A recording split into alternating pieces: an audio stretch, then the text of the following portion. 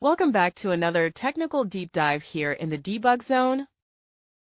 Today we're tackling a big question and breaking it down with insights from other users. Hopefully this clears up some misconceptions and helps you get the answer you need. So buckle up, stay a little curious, and let's jump right in.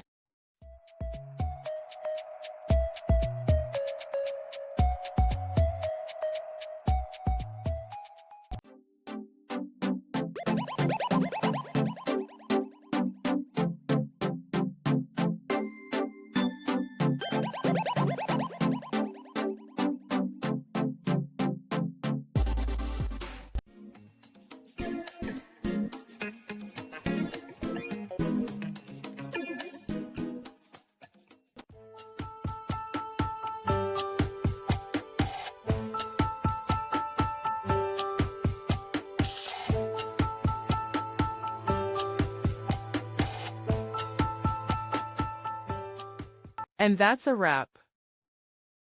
I hope you found the answer you were looking for. If you did, take a second to hit that subscribe button. It really helps out. And let me know in the comments which solution worked best for you. See you next time in the debug zone.